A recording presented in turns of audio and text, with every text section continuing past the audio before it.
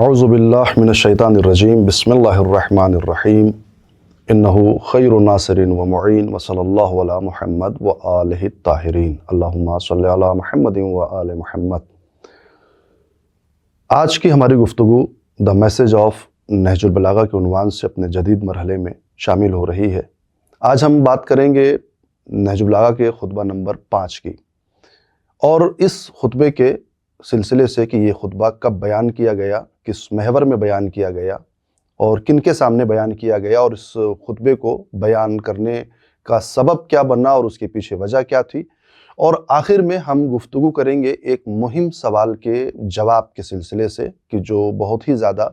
ہمارے ہاں سوال رائج ہوتا ہے۔ اسی خطبے کے ذریعے سے اس سوال کا جواب کچھ حد تک دینے کی کوشش کی جائے گی۔ آئیے بات کرتے ہیں خطبے کی۔ خطبہ نمبر 5 نہج البلاغہ کا یہ ان خطبوں میں سے ہے کہ جو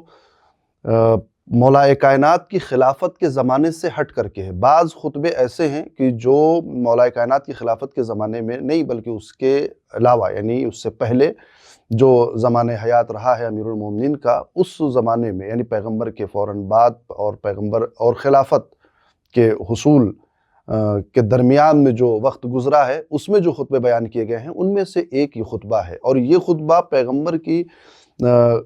وفات کے بعد اور پیغمبر کے زمانے کے فوراً بعد ہی یہ خطبہ صادر ہوا ہے کہ جب سقیفہ بنی سعدہ وجود میں آیا ہے۔ تاریخ یہ بتاتی ہے کہ جب سقیفہ بنی سعدہ میں خلافت کا مسئلے کو آپس میں لوگوں نے مل بانٹ کر تقسیم کرنا شروع کیا، تو اس وقت ابو سفیان نے جناب عباس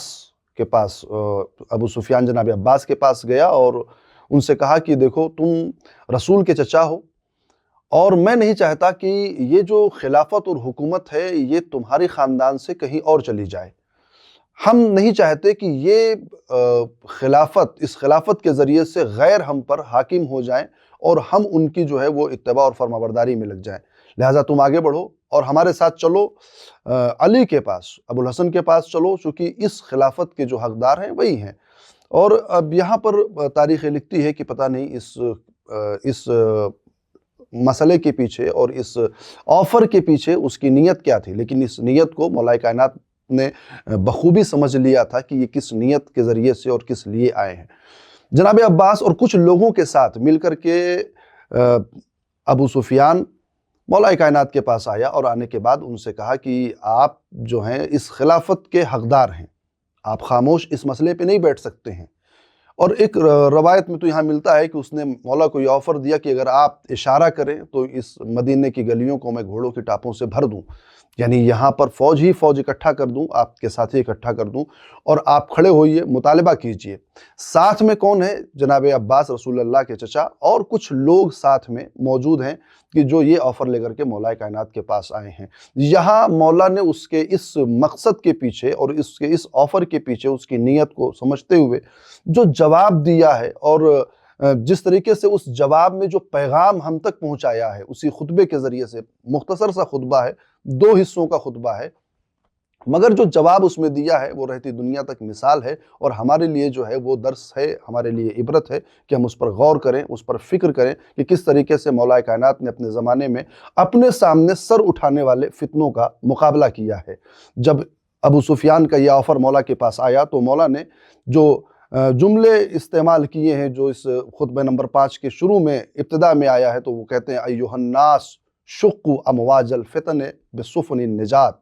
اے لوگوں،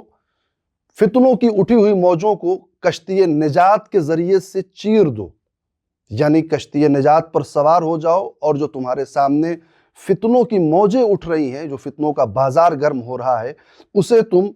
ان کشتیوں کے ذریعے سے دبا دو، ختم کر دو۔ وَأَرِّجُوا عَنْ طَرِيقِ الْمُنَافَرَةِ، اور ایک دوسرے کے ساتھ بھائی چارگی کے ساتھ، ہمدلی کے ساتھ آپسی اختلافات کو بھلا کر کے ایک دوسرے کا ساتھ دے کر کے آگے بڑھتے رہو۔ وَزَّعُوا تَيْجَانَ الْمُفَاخِرَةِ، اور ایک دوسرے سے برتری کے اور مفاخرت کے، یعنی ایک دوسرے پر جو ہے وہ اپنے آپ کو برتر ثابت کرنا، ایک دوسرے سے بڑھ کر کے دکھانا، اس عادت کو چھوڑ کر کے ساتھ میں آؤ اور اس فتنے کا مقابلہ کرو۔ ابن میثم بحرانی یہاں پر جو شارح معروف ہے نہج البلاغہ کے، وہ یہاں پر کہتے ہیں کہ یہ جو ایھا الناس کا لفظ استعمال کیا ہے، اس سے یہ واضح ہوتا ہے کہ فقط دو لوگ ابو سفیان اور رسول اللہ کے چچا عباس نہیں تھے، بلکہ ان کے ساتھ بہت سارے لوگ ایسے تھے کہ جو مولا کائنات کے پاس وہ آفر لے کر کے آئے تھے کہ آپ آئیے اور اپنی خلافت کو اور اپنے اس حق کو استعمال کیجئے۔ یہاں پر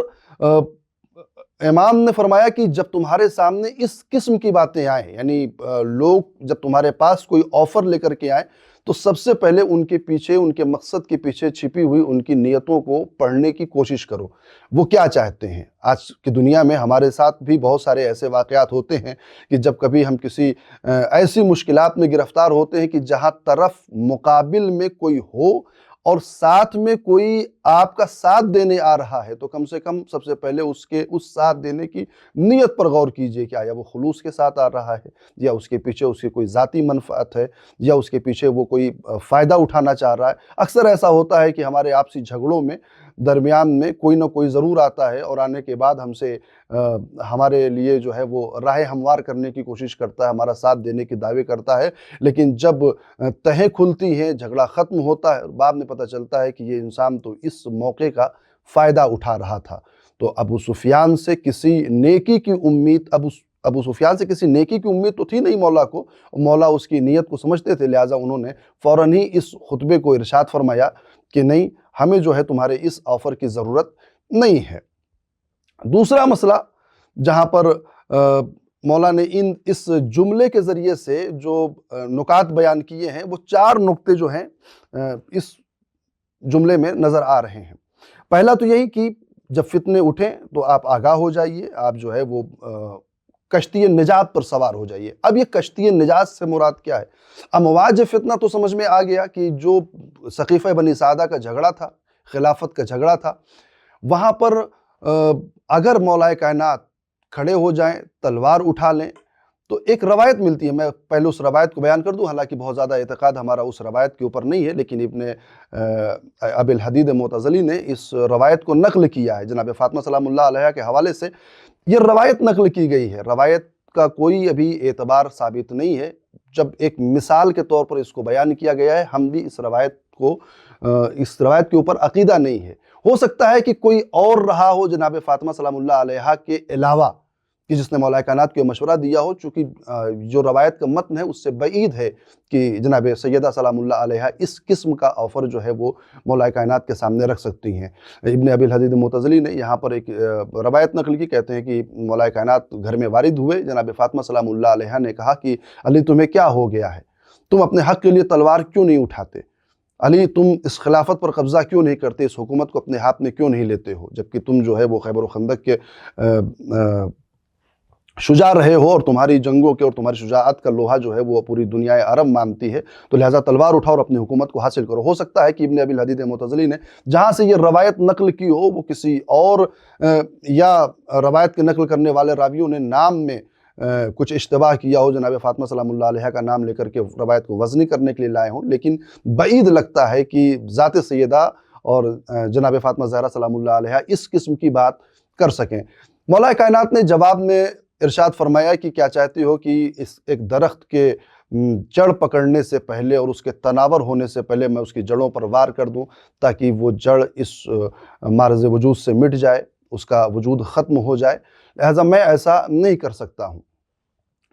مولا کائنات نے یہاں پر فتنوں کے سامنے اپنے آپ کو ہوشیار کیا، لوگوں کو خبردار کیا، آگاہ کیا کہ جب فتنے سر اٹھائیں تو تم وہاں پر ان فتنوں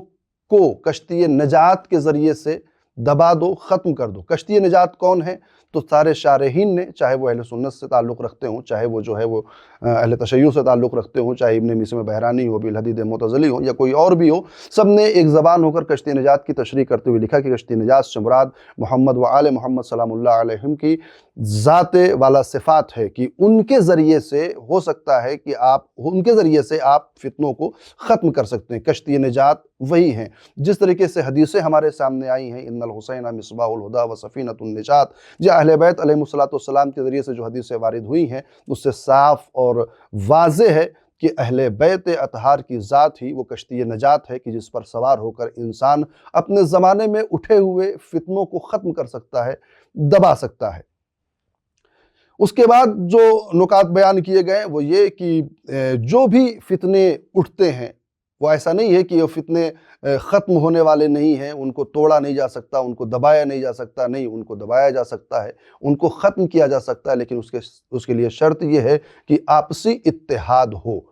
یعنی اپنے اتحاد کو سامنے رکھ کر کے، یعنی اپنے اختلافات کو بھلا کر کے جو قوم اور ملت کے سامنے جو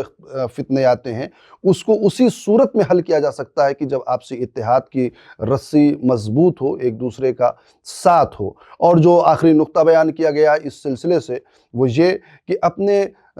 مفاخرت کے، یعنی اپنے ایک دوسرے سے بڑائی کی اس عادت کو جو ہے وہ ترک کر دیا جائے، تاکہ جب آپ ساتھ میں کسی فتنے کا مقابلہ کریں، کسی چیز کا مقابلہ کریں قوم و ملت کے لیے، تو آپ ساتھ میں کندھے سے کندھا ملا کر کھڑے ہو سکیں، چونکہ اگر آپ نے جو ہے وہ اپنے آپ کو بڑائی، اپنے بڑپن کو ثابت کرنے کی کوشش کی تو ظاہر سی بات ہے کہ اختلاف وہیں سے شروع ہو جائے گا۔